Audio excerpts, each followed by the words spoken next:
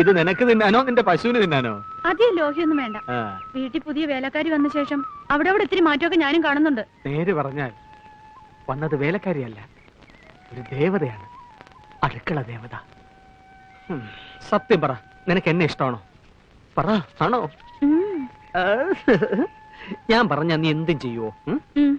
എന്നാ ഈ വെള്ളത്തിലോട്ട് ചാടും. ചാട്. നേര് പറഞ്ഞ മുതലാളിക്കൊന്നും തോന്നരുത്. മക്കൾക്കൊക്കെ ഇത്തിരി കാറ്റുവീഴ്ചയുണ്ട്. എന്താ ഇപ്പൊ അങ്ങനെ തോന്നാൻ? അല്ല, ഒന്നിച്ചുള്ള ഈ തടം തുറക്കലും വളവിടലും കളപറിക്കലും ചാക്കലി നിറക്കലും ഒക്കെ ഇത്തിരി കുറഞ്ഞു എന്ന് എനിക്കൊരു തോന്നൽ. ആ തോന്നൽ അനാവശ്യമാ. ഗോപികൃഷ്ണൻ ഇത്തിരി വിത്ത് വാങ്ങിക്കാൻ പോയി. ജയകൃഷ്ണൻ ഇത്രയും നേരം ഇവിടെ കിളയ്ക്കാനുണ്ടായിരുന്നു, ഇപ്പൊ ഒന്ന് കുളിക്കാൻ പോയി. എന്നാ എനിക്ക് പിഴച്ചു. മുതലാളി, ഞാൻ പറഞ്ഞത് അടിയോടെ വെട്ടിക്കള. അയ്യോ, എന്റെ കാല്. ഇയാളെ കല്യാണം കഴിച്ച ഈ കുളം എന്റെ പേരിൽ എഴുതി തരുമോ? ഓ, എഴുതി തരാം. തറവാട്ടിലേക്ക് കൊണ്ടുപോകുമ്പോ 2 ബക്കറ്റ് വെള്ളം മാറ്റി വെച്ചേക്കണം. ഞങ്ങൾ അച്ഛനും മക്കൾക്കും ഇടയ്ക്കൊന്ന് കുളിക്കണ്ടേ? ഇപ്പൊ ഇങ്ങോട്ട് ആരെങ്കിലും വരുമോ? ഏയ്, ആരും വരില്ല. നീ ധൈര്യമായിട്ട് കുളിച്ചോ. എന്നാ ചേട്ടനും ചാട്. ചാട്.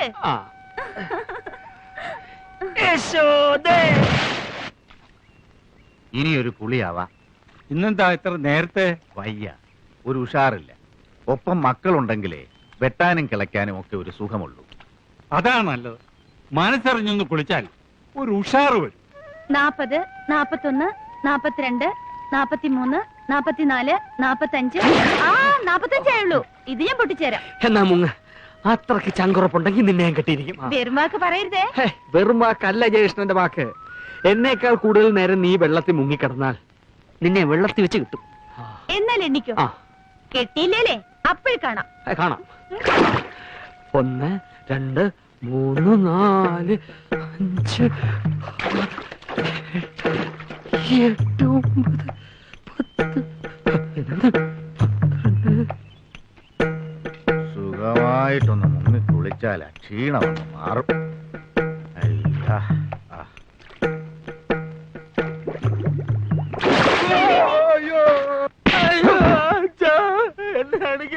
കഴിവറ മോനെ, കണ്ട തേവിടിശകൾക്ക് കലക്കി കുളിക്കാനാണോടാ കാരണവന്മാർ നിനക്ക് കുളം കുഴിച്ചു തന്നിരിക്കുന്നത്?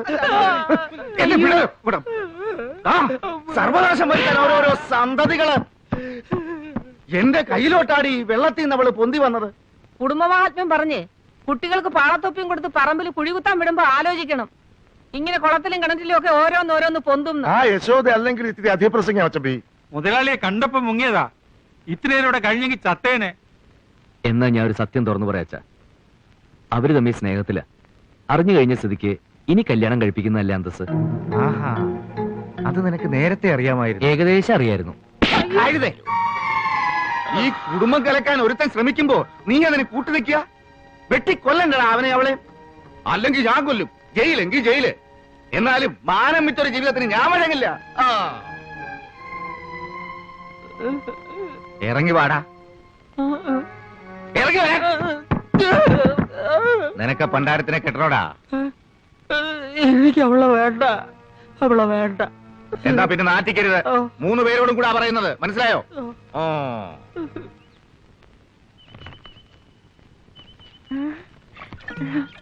നീ ഇങ്ങോട്ട് വന്ന് ആരെങ്കിലും കണ്ടായിരുന്നോ? അരിച്ചില്ല. അരിച്ചില്ല അല്ല, അറിയില്ല. അരി ഇല്ല. ആ, നമ്മുടെ കാര്യത്തിന്റെ ആദ്യ പടിയായിട്ടാണ് ഞാൻ യശോദയുടെ കാര്യം ഒന്ന് എടുത്തിട്ട് അതാകെ തരിപ്പണമായി. എവിടെ പണം വരും? ഓ, പണത്തിന്റെ കാര്യം അല്ല പറഞ്ഞത്, തരിപ്പണത്തിന്റെ കാര്യം. തരിപ്പണം എന്ന് പറഞ്ഞാൽ പിന്നെ ആകെ നാശമാച്ച്. അതാ എന്നെ കൊണ്ടിടുവാങ്ങളാ. നിന്നെ കൊല്ലാനോ? നല്ല കാര്യായി. മന്നിച്ചിടുങ്ങ. മന്നിച്ച കാല് വരെ പോവോ? രാജാവിൻ പാർവീരാണി പക്കം തേടുതി സ്വർഗം കൈവോടുതി വെക്കം പൊന്മാലൈ മയക്കം.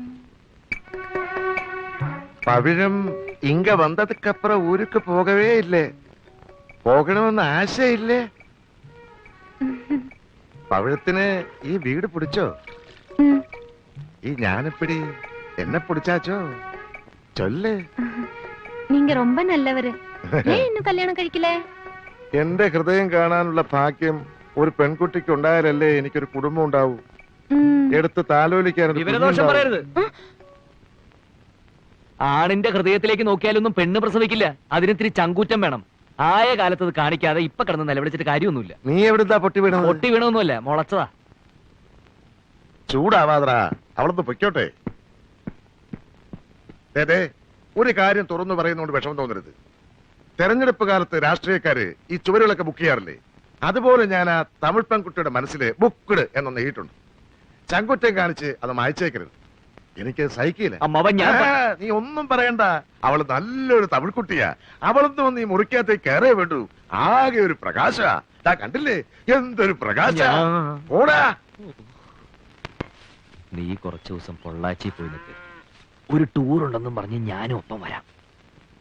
നിന്റെ അണ്ണനാണെന്നും പറഞ്ഞ് നിന്നെ ഇവിടെ നിന്ന് പുറത്തിറക്കാൻ ഞാൻ ഒരാളെ ഏർപ്പാട് ചെയ്തിട്ടുണ്ട്. അവൻ വരും. നീ അവന്റെ ഒപ്പം ഇറങ്ങി തന്നാ മതി. പുറകിൽ ഞാനും ഉണ്ടാവും. ഭയപ്പെടാനൊന്നുമില്ല. അവനാള് കുഴപ്പക്കാരനല്ല. നിന്റെ അച്ഛനെങ്ങാനും നമ്മളെ തിരക്കി ഇവിടെ വരുന്നതിലും നല്ലത് ഒന്ന് അവിടം വരെ പോകുന്നതല്ലേ. കുട്ടന്നായർ എഴുതി വരുത്തിക്കാന്ന് വെച്ചാ ഇനി ഒന്നും പെട്ടെന്ന് നടക്കില്ല. പരമശിവമാമ വരുത്, ഒളിഞ്ഞിക്കോ. കുഞ്ഞകത്തു വല്ല പണിയെടുത്തോളൂ. ഇത് ഞാൻ തൊഴുത്തി കൊണ്ടുവന്നിടാം.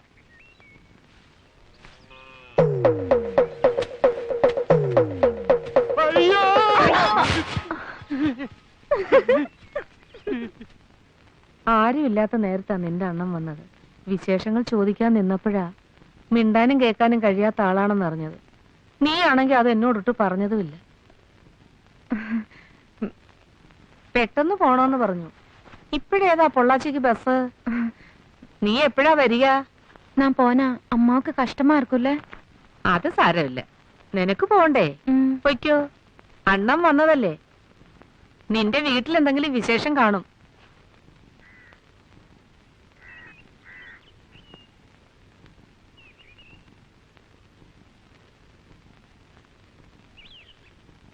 ഇത് വെച്ചോളൂ, ഒരു വഴിക്ക് ഇറങ്ങുന്നതല്ലേ. നിന്റെ അണ്ണന് തമിഴും മലയാളവും എല്ലാം ഒരേ ശബ്ദ.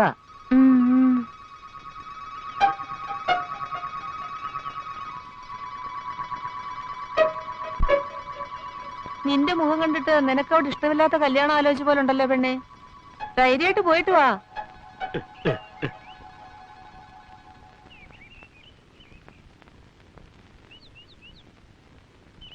ആ ബാഗ് ഞാൻ പേടിക്കണ്ട, മുന്നിൽ നടന്നോ. ഞാൻ പിടിച്ച് തിന്നാനൊന്നും പോകുന്നില്ല. വേഗം നടക്ക്. തന്നോട് ആരുടെ കോപ്പ ഇതിലെ പോകാൻ പറഞ്ഞത്? ഞാൻ അവിടെ നിൽക്കുന്നല്ലേ പറഞ്ഞത്. നിങ്ങൾ വരാൻ പറഞ്ഞ ഇടവഴിയിൽ പരിചയമുള്ള 1-2 ആളെ കണ്ടു. ഇനിയിപ്പേ ഈ സഹോദര ബന്ധം ഇതോടെ മറന്നേക്കണം. രഹസ്യമാണെന്നും വിചാരിക്കണ്ട, പരസ്യം തന്നെ. താനിത് ആരോടെങ്കിലും പറഞ്ഞാലും വലിയ പ്രശ്നമില്ല. പോ. ശരി. അണ്ണൻ എപ്പടി? പാത്താ കാലം മാതിരി ഇരിക്ക്. സാരമില്ല, സമാധാനപരമായ കുടുംബജീവിതത്തിലേ ഇതൊക്കെ പറഞ്ഞിട്ടുള്ളതാ. ഇനിയിപ്പോ എങ്ങോട്ടാ? നേരെ പൊള്ളാച്ചിക്കോ അതോ പോലീസ് സ്റ്റേഷനിലേക്കോ? അച്ഛൻ ഇത്ര വേഗം നമ്മളെ ഈ പൊള്ളാച്ചി കൊണ്ടിടുമെന്ന് ഞാൻ കരുതിയില്ല. ദൈവാനുഗ്രഹം എന്നൊക്കെ പറയുന്ന ഇതാ. നാം എപ്പോ വെളിയില് പോവാ? ഇനി ആർക്ക് വെളിയിൽ പോണം? നാളെ രാവിലെ അച്ഛൻ ഈ ചാമ്പൽപ്പര തുറക്കും. അതുവരെ ഇവിടെ വിയർപ്പ് തുള്ളികൾ ഒഴുക്കി നഷ്ടപ്പെട്ടു പോയ ശാന്തി മുഹൂർത്തം നമ്മൾ വീണ്ടെടുക്കും. ഒന്നും മനസ്സിലാകുന്നില്ല അല്ലേ? എന്നാ മനസ്സിലാകുന്ന ഭാഷയില് ഞാൻ ഇത്തിരി ആംഗ്യം കാണിക്കാം. അണ്ണൻ വന്ന് കൊണ്ടുപോയെന്നാ പറഞ്ഞത്. പറമ്പിൽ കിളയ്ക്കാതെ ഇതിനകത്തിരുന്നെങ്കിൽ ആ അണ്ണനെ ഒന്ന് പരിചയപ്പെടായിരുന്നു. ഇനി കുറച്ചു കാലം ഈ കൃഷി ഒന്ന് നിർത്തണം. അമ്മാവൻ എന്താ ഉറങ്ങിയില്ലേ? അനന്തരവനും ഉറക്കം വരുന്നില്ല അല്ലേ? ഗോപികൃഷ്ണനും ഉറങ്ങിയിട്ടില്ല. ഒരുത്തൻ 2 ദിവസത്തേക്കാണെന്ന് പറഞ്ഞ് ടൂറിനെങ്ങാണ്ട് പോയിട്ടുണ്ട്. അവന്റെ കാര്യം എന്താണാവും?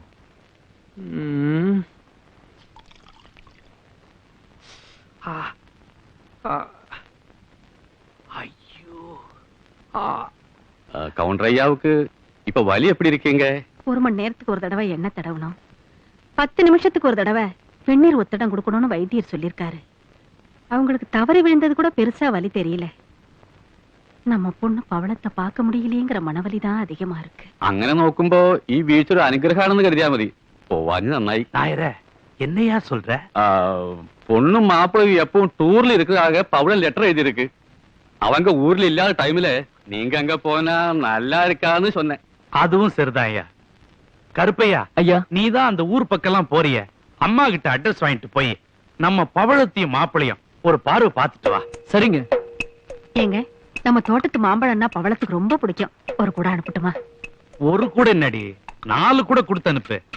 கருப்பையா, பாப்பா கிட்ட சொல்லு, அப்பாவும் அம்மாவும் கூடிய சீக்கிரம் வந்து பாக்குறோன்னு. என்ன? சரிங்க. இந்த புது அவதாரம் யாரு? கருப்பையா? யாரு? അവര് நம்ம ലാരി മാമ. ലോറി മാമനോ? അയാളാണോ ഈ ലോറി കണ്ടുപിടിച്ചത്? ஐயோ அது இல்ல, லாரி மாமா நம்ம சொந்தக்காரரு. அவர்தான் எங்க லாரியை ஓட்டிக்கிட்டு இருக்காரு. அப்பா என்ன പറഞ്ഞാലും അങ്ങനെയേ ചെയ്യും. ആ മാമനെ ഇങ്ങോട്ട് വരുത്താതിരിക്കാൻ എന്താ മോളെ ഒരു പണി? മാമാ എങ്ക? ഞാനേ ഒരു സാധനം തരാം, വേണ്ടാന്ന് പറയരുത്. സ്നേഹിക്കേണ്ടത് എങ്ങനെയാന്ന് എനിക്ക് അറിഞ്ഞൂടാ. സ്നേഹം തോന്നുമ്പോഴേ എനിക്ക് പനി വരുമാനായി വിറയ്ക്കുന്നത്. എനിക്ക് വലിപ്പച്ചെറുപ്പമില്ല, സ്നേഹം തോന്നിയ ഒട്ടുമില്ല. എന്നാ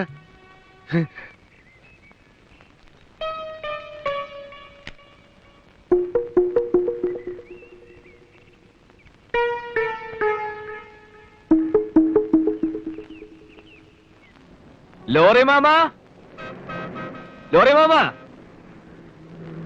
ലോറി മാമ, ലോറി മാമ. யாரா அவன் என்ன இவ்வளவு அன்பா கூப்பிடுறது? மாமா, நான் தான் ஹரி. மாப்ள, நான் இங்க இருக்கேன்டா. மாமா, மாப்ள, மாமா, மாப்ள. ஐயோ, ലോറി മാമന് ഫുൾ ടാങ്ക് ആവാൻ ഇനി എത്ര കൂടി വേണം? லாரி பாம்பே போகணும். அதனால இது போதும். കട്ട പോകാൻ அப்ப பவளம் വീട്ടില ഇല്ല. ഇല്ല. പവിഴം അമ്മയോടൊപ്പം തറവാട്ടിൽ ഉത്സവത്തിന് പോയിരിക്കുക. എനിക്കാണെങ്കിൽ ഓവർ ടൈമും ഓഫീസിൽ നിന്ന് തിരിയാൻ സമയമില്ല. അതല്ലേ ഞാൻ പോവാത്തത്. സാപ്പിടുക നല്ല നല്ല.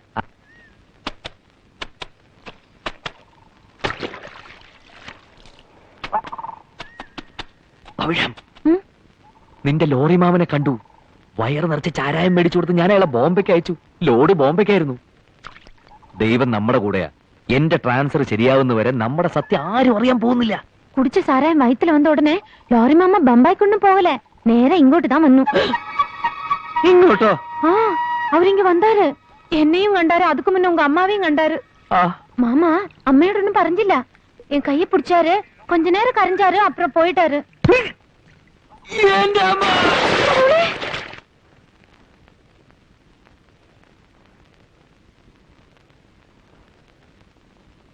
നിനക്കെന്താ പെട്ടെന്ന് ഇങ്ങനെ ഒരു പനി വരാൻ? വല്ലതും കണ്ട് പേടിച്ചോ മോനെ? കാലാവസ്ഥ മാറിയതുകൊണ്ടാ. അതിനിവിടെ അടുത്ത കാലത്ത് കാലാവസ്ഥയൊന്നും മാറിയില്ലല്ലോ. ആ, ഞാനത് പറയാൻ മറന്നുപോയി. ആ പവിഴത്തിന്റെ ബന്ധത്തിൽ ആരോ ഇവിടെ വന്നിരുന്നു. ഇരിക്കാൻ പറഞ്ഞിട്ട് കാപ്പി എടുത്ത് ചെല്ലുമ്പോഴേക്കും പോവുകയും ചെയ്തു. അന്ന് പൊള്ളാച്ചി പോയി വന്നതിന് ശേഷം അവക്ക് എന്തോ ഒരു മന്ദതയുണ്ട്. അവിടെ അവൾ എന്തോ പ്രശ്നം ഒപ്പിച്ചിട്ടുണ്ട്. തൊലി വെളുത്തിട്ടാണെന്ന് പറഞ്ഞ് കാര്യമൊന്നുമില്ലടാ. ഉള്ളിൽ എന്തെങ്കിലും കള്ളത്തരം കാണും. അയ്യോ, നിനക്ക് പിന്നെയും ചൂട് കൂടിയല്ലോ. മാമ എന്തേ? അവരെ പന്നി പിടിച്ചു. ആരെ? അവരെ അമ്മ വേഗം ചെല്ലാൻ പറഞ്ഞു.